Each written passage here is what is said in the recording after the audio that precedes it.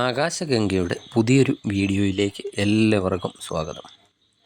2025 June മാസം മേടക്കൂറിൽ വരുന്ന അശ്വതി, ഭരണി, കാർത്തികയുടെ ആദ്യത്തെ കാൽഭാഗം വരുന്ന നക്ഷത്രക്കാർക്ക് ജൂൺ മാസം എങ്ങനെയുണ്ടെന്ന് നോക്കാം.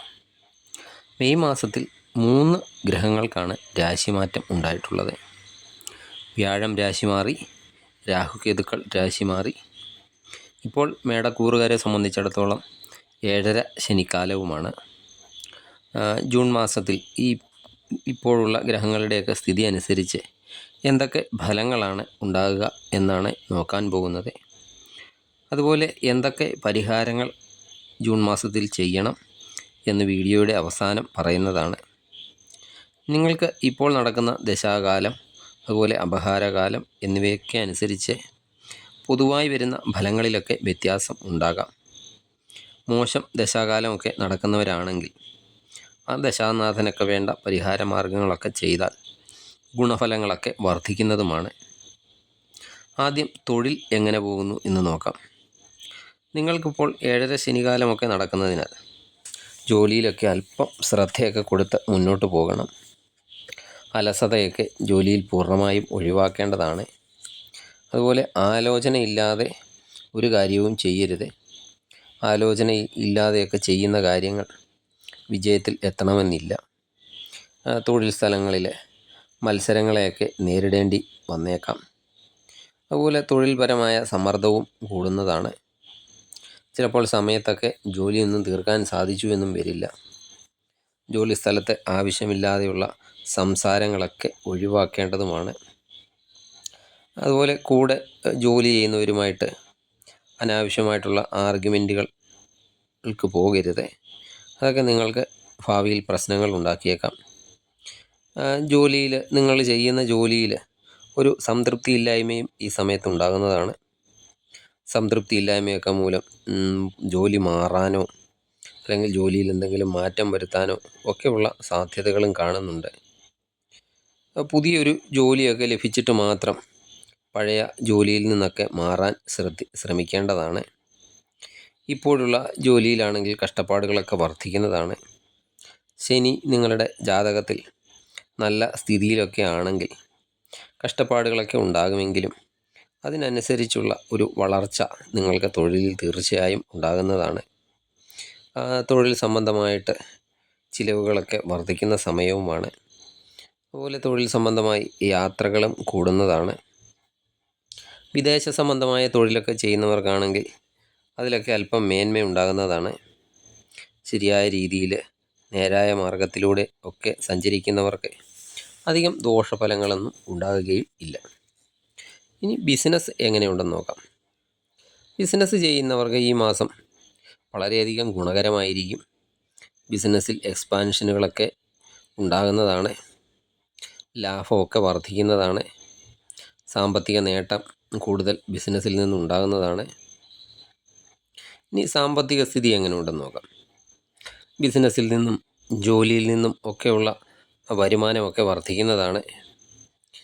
എന്നാൽ എത്ര രൂപയാണോ നമുക്ക് വരുമാനം ലഭിക്കുന്നത് അതനുസരിച്ച് തന്നെ ചിലവുകളും നിങ്ങളെ തേടിയെത്തുന്നതാണ്.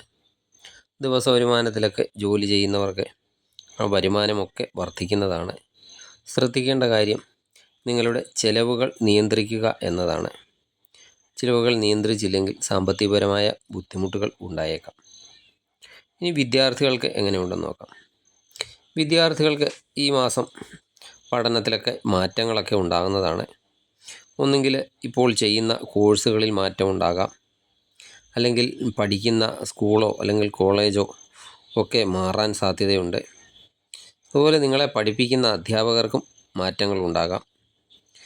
ജൂൺ 15-ാം തീയതി വരെയൊക്കെ കൂടുതൽ ശ്രദ്ധയൊക്കെ പഠനത്തിൽ കൊടുക്കാനൊക്കെ ശ്രദ്ധിക്കേണ്ടതാണ്. ഇനി വിവാഹ ജീവിതം എങ്ങനെയുണ്ടെന്ന് നോക്കാം. ജൂണിൽ വിവാഹത്തെ സംബന്ധിച്ച് നോക്കുകയാണെങ്കിൽ വളരെയധികം ഗുണകരമായ ഒരു കുടുംബജീവിതം നിങ്ങൾക്ക് ജൂണിൽ ലഭിക്കുന്നതാണ്. നിങ്ങളുടെ ഇണയുമായിട്ടൊക്കെ നല്ല ബന്ധവും സന്തോഷകരമായ കുടുംബജീവിതവും ഒക്കെ ഉണ്ടാകുന്നതാണ്. അതുപോലെ കുടുംബത്തിലെ പുതിയൊരു അംഗത്തിൻ്റെ വരവൊക്കെ പ്രതീക്ഷിക്കാം. സുഹൃത്തുക്കളുമായും ബന്ധുക്കളുമായും ഒക്കെ നല്ല സമയം ചിലവഴിക്കാനുള്ള അവസരങ്ങൾ ഉണ്ടാകുന്നതാണ്. വിവാഹമൊക്കെ കഴിക്കാൻ ആഗ്രഹിക്കുന്നവരാണെങ്കിൽ അനുയോജ്യമായ പങ്കാളിയെ തന്നെ കണ്ടെത്താൻ സാധിക്കുന്നതാണ്. അതുപോലെ സാമൂഹികപരമായി പുതിയ ആളുകളെയൊക്കെ കണ്ടെത്താൻ സാധിക്കുന്നതാണ്. കുടുംബവും ഒന്നിച്ച് സന്തോഷകരമായ യാത്രകൾ, വിനോദയാത്രകൾ ഒക്കെ നടത്താനും സാധിക്കുന്നതാണ്. മൊത്തത്തിൽ സന്തോഷകരമായ ഒരു കുടുംബജീവിതം ആയിരിക്കും ജൂൺ മാസത്തിൽ നിങ്ങൾക്ക് ഉണ്ടാകുക. ഇനി ലവ് റിലേഷൻ എന്തെങ്കിലും എങ്ങനെയുണ്ടെന്ന് നോക്കാം. നിലവിൽ നിങ്ങളുടെ ബന്ധത്തിൽ എന്തെങ്കിലും പ്രശ്നങ്ങളോ അല്ലെങ്കിൽ ബ്രേക്കപ്പുകളോ അല്ലെങ്കിൽ മൂന്നാമതൊരു വ്യക്തിയുടെയോ അല്ലെങ്കിൽ കൂടുതൽ വ്യക്തികളുടെയോ ഒക്കെ ഇടപെടലുകളൊക്കെ ഉണ്ടെങ്കിൽ അതിന് എല്ലാം ഒരു മാറ്റം ജൂൺ 7 ശേഷം ഉണ്ടാകാം.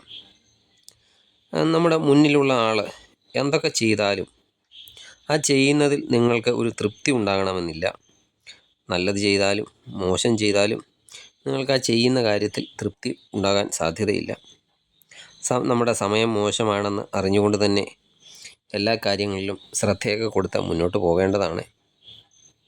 ഇനി ആരോഗ്യപരമായി ജൂൺ മാസം എങ്ങനെയുണ്ടെന്ന് നോക്കാം. ആരോഗ്യപരമായി അല്പം ശ്രദ്ധയൊക്കെ കൊടുക്കണം. ലിവർ സംബന്ധമായ പ്രശ്നമൊക്കെ ഉള്ളവരാണെങ്കിൽ അല്പം ശ്രദ്ധിക്കണം. നിങ്ങൾക്ക് ഫാറ്റൊക്കെ വർദ്ധിക്കാൻ സാധ്യതയുണ്ട്. അതിനാൽ ഫാറ്റ് കൂടാൻ സാധ്യതയുള്ള ഭക്ഷണ പദാർത്ഥങ്ങളൊക്കെ ഒഴിവാക്കേണ്ടതാണ്. ഭക്ഷണ കാര്യത്തിൽ ശ്രദ്ധ കൊടുത്തില്ലെങ്കിൽ ചിലപ്പോൾ വയറ് സംബന്ധമായും പ്രശ്നങ്ങൾ ഉണ്ടാകാം. കണ്ണുകൾ സംബന്ധമായി എന്തെങ്കിലും രോഗങ്ങൾക്കുള്ള സാധ്യതയുണ്ട്. വലിയ ആരോഗ്യ പ്രശ്നങ്ങൾക്കൊന്നും സാധ്യതയും കാണുന്നില്ല. ഇനി ജൂൺ മാസം ദൈവാധീനം നിങ്ങളുടെ വർദ്ധിപ്പിക്കുന്നതിന് വേണ്ടി ശനീശ്വരന് നീരാഞ്ജനം, എള്ളുതിരി എന്നീ വഴിപാടുകളൊക്കെ കഴിക്കുക. എല്ലാ ശനിയാഴ്ചകളിലും ശനീശ്വര ക്ഷേത്രം ദർശനമൊക്കെ നടത്തി പ്രാർത്ഥിക്കുക. അതുപോലെ തൊട്ടടുത്തുള്ള ദേവി ക്ഷേത്ര ദർശനം നടത്തി കഴിയുന്ന വഴിപാടുകളൊക്കെ ദേവിക്ക് ചെയ്യുക. ദിവസവും എന്തെങ്കിലും നാമമൊക്കെ ജപിക്കാൻ പറ്റുന്നവരാണെങ്കിൽ നാമമൊക്കെ ജപിക്കുക. നിങ്ങൾക്ക് ഈ വീഡിയോ ഇഷ്ടമായാൽ ലൈക്ക് ചെയ്യുക. സബ്സ്ക്രൈബ് ചെയ്യാതെ വീഡിയോ കാണുന്നവരാണെങ്കിൽ ദയവായി സബ്സ്ക്രൈബ് ചെയ്ത് കാണുക. മറ്റൊരു വീഡിയോയുമായി വീണ്ടും കാണാം. നന്ദി, നമസ്കാരം.